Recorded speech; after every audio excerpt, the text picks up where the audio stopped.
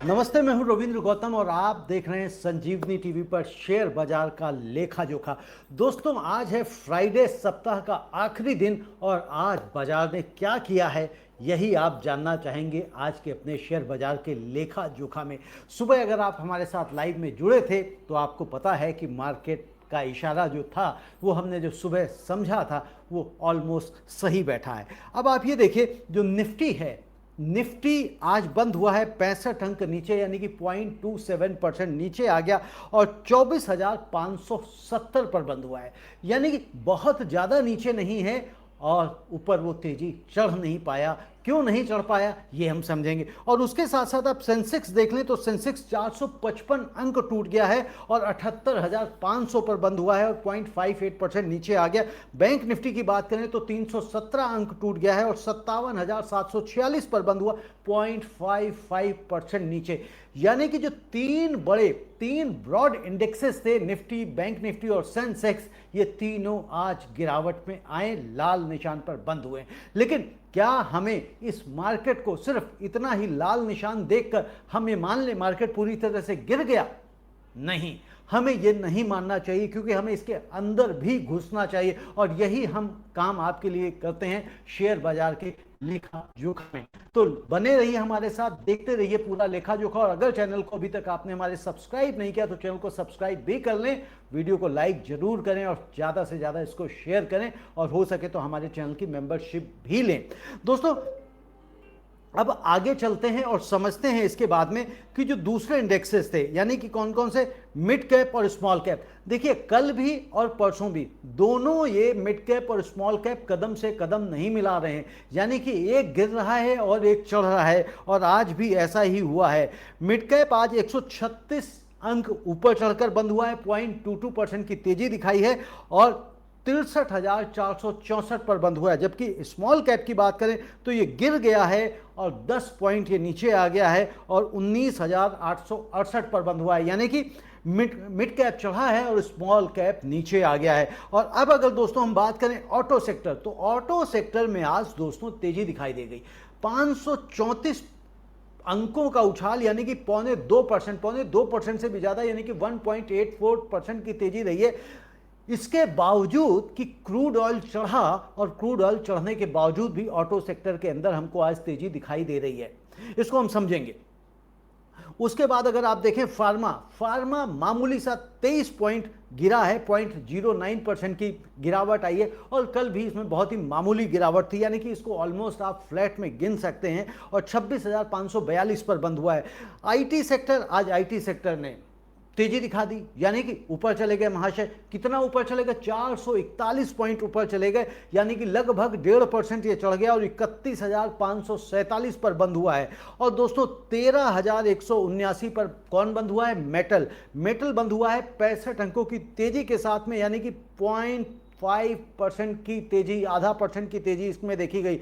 Realty sector 10 पैसे गिर गया है, यानी कि 0.1% की गिरावट आई है, मात्र 1 अंक की गिरावट है और 886 पर बंद हुआ है। तो इसको फ्लैट में आप गिन लें, यानी कि ना इसमें कोई बहुत तेजी है और ना ही कोई बहुत ज़्यादा गिरावट है। एफएमसीजी और पीएसयू बैंक, ये दोनों सेक्टर आज चढ़े हैं। पीएसयू बैंक आपका 57 पॉइंट चढ़ गया है ऊपर और 8,786 पर बंद हुआ है और 65 पैसे की इसमें तेजी देखी गई है। और जबकि एफएमसीजी 65 पॉइंट चढ़ा है और 13% इसमें तेजी देखी गई है। और जबकि प्राइवेट बैंक 287 पॉइंट गिर गया है। कल प्राइवेट बैंक उल्टा था, कल पीएसयू ठीक था और आज ये उल्टा हो गया। तो ये चीज़ें आप देख लें, नोट कर लें। यानी कि अगर हम देखें तो 3 ब्रॉड इंडेक्सेस लाल में रहे हैं। स्मॉल कैप और मिड कैप में अगर देखें तो मिड कैप चढ़ा है और स्मॉल कैप लाल में रहा है। और दूसरे सेक्टर्स में अगर देखें तो फार्मा, रियल्टी और प्राइवेट बैंक ये लाल में रहे हैं और हरे में रहने वाले रहे PSU bank, FMCG, metal, IT और ऑटो, ये आपको ग्रीन में दिखाई दे रहे हैं। तो ये तो सेक्टर की परफॉर्मेंस है। इसीलिए मैं कहता हूं कि सिर्फ और सिर्फ ये जो 3 सेक्टर हम कई बार देख लेते हैं कि भैया Nifty, Nifty, bank Nifty, Sensex देख के हम मान लेते हैं कि मार्केट में तेजी आ गई है, ग्रीन हो गया तो हम तेजी मान लेते हैं और लाल हो गए तो हम गिरावट मान लेते, लेकिन ऐसा होता नहीं। अभी हम इसको और थोड़ा सा ड्रिल डाउन करेंगे और हम एडवांस डिक्लाइन रेशियो में पहुंचेंगे और वहां पर हम देखेंगे कि मार्केट में वास्तव में क्या हुआ, यानी कि कितने ज्यादा शेयरों में खरीदारी रही और कितने ज्यादा शेयरों में, शरीर बोल देता हूं भाई साहब, वैसे तो शेयर भी तो किसी कंपनी का शरीर ही है, आत्मा है, बल्कि शरीर तो क्या कहोगे आप, आत्मा ही कह लो, क्योंकि उससे हमें पता लग जाता है कि उसकी आत्मा कितनी दुख रही है और आत्मा उसकी कितनी खुश है। यानी कि कोई कंपनी प्रॉफिट कमाती है तो उसकी आत्मा खुश हो जाती है, आत्मा खुश हो जाती है यानी कि वो शेयर खुश हो जाता है इंडेक्स और वो भाग पड़ता है, और अगर कंपनी नुकसान में आ जाती तो उसकी आत्मा तकलीफ पाती है और बेचारी वो नीचे चला जाता है, और जब नीचे जाता है तो वो जो आत्मा जिसके पोर्टफोलियो में होती है उसकी आत्मा परेशान होती है। मतलब देखो कितनी सारी आत्माएं एक दूसरे से कनेक्टेड हैं, तो इसीलिए कहते हैं कि किसी का दिल नहीं दुखाना चाहिए, पता नहीं किसका रिपोर्टेशन कहां से कहां पहुंच जाता है। खैर दोस्तों, अभी ये जो सारा मामला चल रहा है, जो सारा मसला चल रहा है, ये यूएस और ईरान की कहानी की वजह से चल रहा है, क्योंकि यूएस और ईरान की जो पीस डील है वो फाइनल होके दे नहीं रहे। हालांकि हमारे पड़ोसी तो हैं तो इसलिए हमारे कह सकते हो, तो ये जो पड़ोसी हैं यानी कि पाकिस्तानी भैया, ये प्रेसिडेंट साहब वो पहुंच गए थे ईरान, और वहाँ पे शरीफ साहब, और वहाँ पे पता नहीं कितनी शराफत दिखाई है, कितनी नहीं दिखाई है, और क्या स्थितियाँ बन रही हैं। लेकिन अभी कुल मिलाकर ये है कि हॉर्मुज़ पूरी तरह से खुल नहीं रहा है, लेकिन ट्रंप ये बार बार कह रहे हैं कि किसी पल भी डील हो जाएगी, क्योंकि अब ट्रंप भी उतावले हो रहे हैं। ट्रंप के अंदर भी अब बेचैनी हो रही कि भैया ये डील कर लो फटाफट, क्योंकि बहुत प्रेशर आ रहा। क्योंकि जैसे सुबह हम लोगों ने बात करी थी कि भाई अमेरिका के अंदर एक खबर निकाल दी गई, लीक हो गई कि अब उनके पास जो है ना एमुनेशन की कमी हो रही है, शॉर्टेज हो रही है, हथियारों की, गोला बारूद की कमी हो रही, और जिसकी वजह से ट्रंप चाह रहे हैं कि भैया युद्ध रुक जाए। तो ट्रंप ने कहा है थोड़ा सा उसको डिप्लोमेटिक कि नहीं हमें कुछ स्पेसिफिक तरीके के जो गोला बारूद हैं उनकी कमी हो गई है, लेकिन हमारी मैन्युफैक्चरिंग चल रही है, बहुत तेजी से चल रही है, और हम बड़ा युद्ध करने के लिए हर समय तैयार हैं, जैसी वो बातें करते हैं।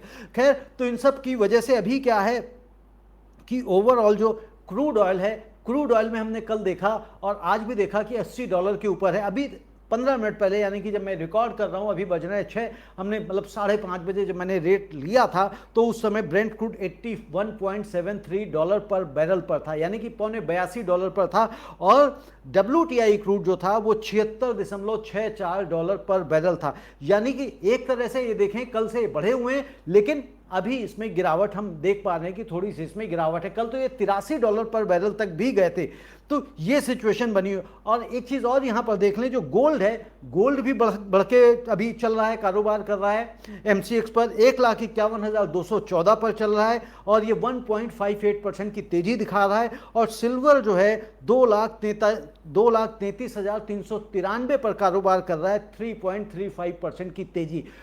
गोल्ड हमेशा एक कहते हैं ना डिफेंसिव सेक्टर माना जाता है, बिल्कुल कहते हैं ना सेफ हेवन एसेट है, यानी कि जब कहीं निराशा होती है, जब कहीं रिस्क दिखाई देता है, तो इन्वेस्टर्स अपना पैसा गोल्ड में लगाना प्रेफर करते हैं, क्योंकि उन्हें लगता है कि भैया ये वाला मेटल सुरक्षित है, इसमें कोई बहुत ज़्यादा मारो मार नहीं आनी है। लेकिन सिल्वर जो मेटल है वो प्रेशियस मेटल है, लेकिन साथ के साथ वो इंडस्ट्रियल मेटल भी है, यानी कि इंडस्ट्री में यूज होने वाला मेटल भी है, तो उस वजह से भी उसको हमें देखना चाहिए। तो यानी कि यहां पर भी हमको आज तेजी देखने को मिल रही है। अब दोस्तों हम बात कर लेते हैं कि आज के टॉप 5 गेनर्स, जो ऐसे 5 शेयर जो निफ्टी से मैं लेता हूं, चुनता हूं कि जिन्होंने आज आपके पोर्टफोलियो में खुशियां बिखेरी हैं, जिनकी वजह से आज अगर वो आपके पोर्टफोलियो में हैं तो आपका चेहरा थोड़ा सा चमक गया है, मुस्कान आ गई है। तो अगर आपके इन शेयरों की वजह से आपके चेहरे पे मुस्कान आई है तो कमेंट में हमें लिखकर जरूर बताइए कि ये शेयर थे आपके पास में या नहीं थे। ग्रासिम 3,323 पर बंद हुआ है और 3.5% की तेजी दिखा दी है ग्रासिम ने। और इसी के साथ TCS 2453 पर बंद हुआ है, यानी कि 2453 पर, ये भी हरियाली में है और 3.36% की तेजी, अच्छी तेजी है। हिंडाल्को 1060 पर बंद हुआ है, 3.17% की तेजी है। M&M यानी कि महिंद्रा एंड महिंद्रा 3,502 पर बंद हुआ है, 2.82% की तेजी है और HCL टेक 1357 पर बंद हुआ है, 1.62% की तेजी है। अब यहां पर देखिए जो 5 स्टॉक्स मैंने लिए हैं, इन 5 स्टॉक्स में सबसे कमजोर बढ़ने वाला यानी कि सबसे लास्ट में वो भी 1.62% बढ़ा है। और उससे भी अगर हम थोड़ा सा लें कि भाई सेकंड कमजोर यानी कि सेकंड कम बढ़ने वाला सेकंड नीचे से, तो महिंद्रा एंड महिंद्रा है। बाकी ऊपर आप देखिए हिंडाल्को देख लें, TCS देख लें, ग्रासिम देख लें, 3% से ज्यादा उछाल दे रहे हैं। तो यानी कि चमक तो आनी चाहिए अगर आपके पास में ये है। अब दोस्तों देखते हैं कि टॉप 5 लूजर्स जिन्होंने आज आपको थोड़ा सा निराश कर दिया है। तो बजाज फिनसर्व 1078 पर बंद हुआ, 5.84% गिर गया। जी हाँ, यानी कि लगभग 6% गिर गया है दोस्तों। और बजाज फिनसर्व नहीं, मैंने गलत बोल दिया, बजाज फिनांस जो है ना 1078 पर बंद हुआ है, 5.84, और बजाज फिनसर्व 2009 पर बंद हुआ है, 3.7% की गिरावट है, यानी कि 4.5% की गिरावट है।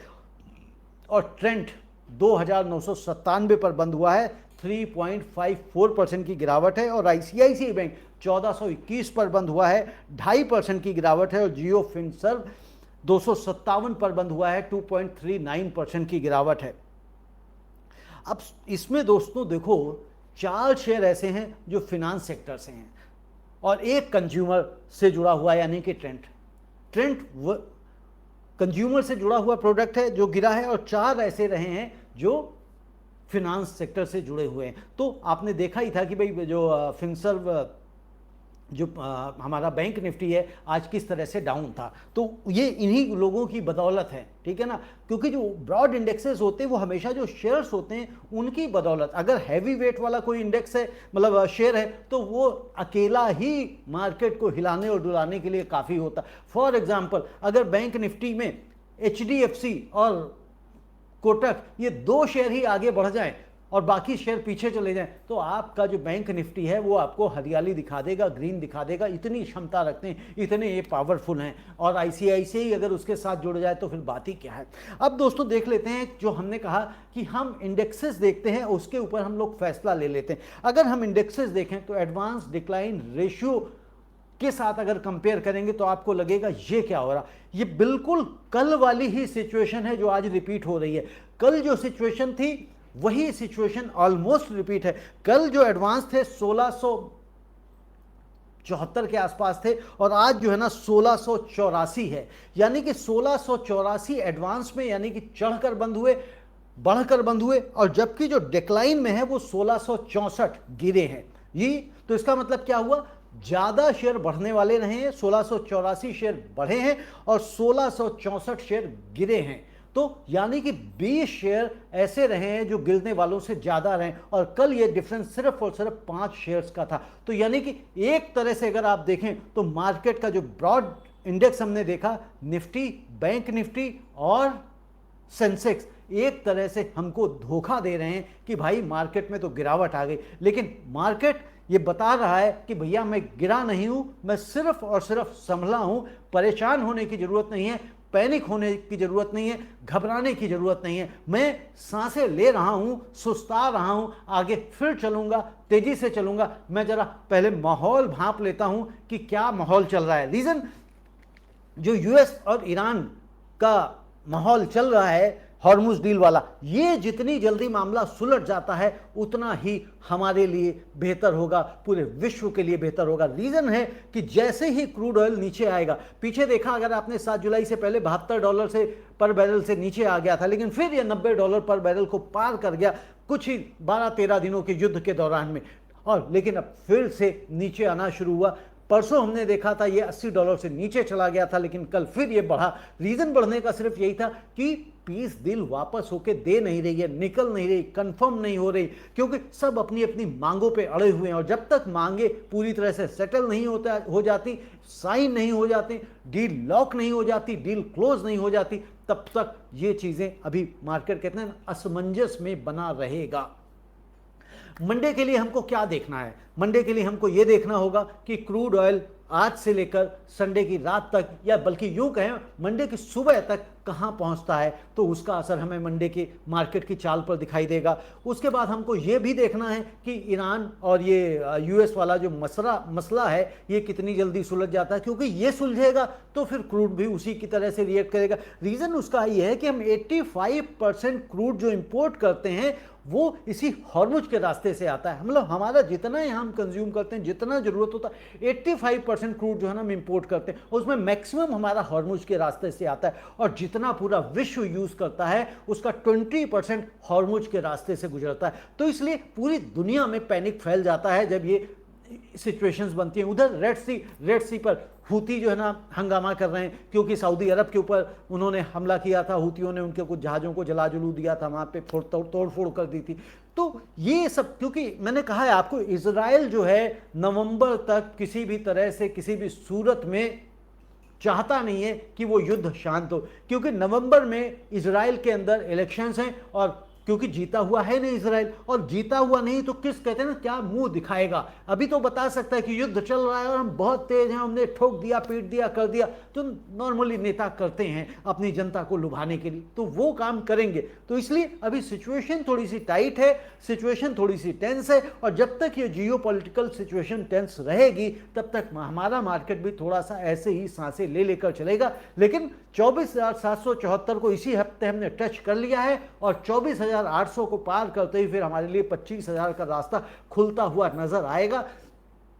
नेक्स्ट वीक के लिए हमारे सपोर्ट लेवल क्या होंगे, रेजिस्टेंस लेवल क्या होंगे, वो कल हम सुभाष जी से बात करेंगे और उनसे साप्ताहिक विश्लेषण में समझेंगे कि सुभाष जी नेक्स्ट वीक की कमेंट्री क्या दे रहे हैं और कहां मार्केट जाएगी। क्योंकि अगर आपको याद होगा तो सुभाष जी ने नेक्स्ट वीक के लिए 23,900 से लेकर, नेक्स्ट वीक यानी कि करंट वीक जिसकी हम बात कर रहे हैं, आज जो क्लोजिंग है, 23,900 से लेकर 24,800 की रेंज दी थी, और उसी रेंज में निफ्टी रहा है, और ऑलमोस्ट उसी रेंज में बैंक निफ्टी भी रहा है। और संडे को हम शाम को फिर बैठेंगे और तब थोड़ी सी सिचुएशन और क्लियर हो जाएगी, तब हम मंडे का कयास लगाएंगे कि बाजार कहां जा रहा है। तब तक के लिए यदि आपने अभी तक चैनल को सब्सक्राइब नहीं किया तो चैनल को सब्सक्राइब कर लीजिए, वीडियो को लाइक नहीं किया तो वीडियो को लाइक कर दीजिए, और इसे ज़्यादा से ज़्यादा अपने व्हाट्सएप कम्युनिटी में शेयर करें, और जहां जहां शेयर कर सकते हैं टेलीग्राम पे करिए, कहीं भी करिए, यानी कि लोगों तक पहुंचना चाहिए, एक मैसेज जाना चाहिए, संदेश जाना चाहिए। जो लोग सीखने के इंटरेस्टेड हैं, जो बाजार को समझना चाहते हैं, वो समझें, तभी जब उन तक सही जानकारी पहुंचेगी। और एक और बात, यदि आप चाहें तो हमारी संजीवनी टीवी की मेंबरशिप भी लें, क्योंकि वो हमें प्रोत्साहन भी देती है और हमें ये भरोसा देती है कि हम जो काम कर रहे हैं वो सही दिशा में जा रहा है। आप सभी का बहुत बहुत धन्यवाद। नमस्ते।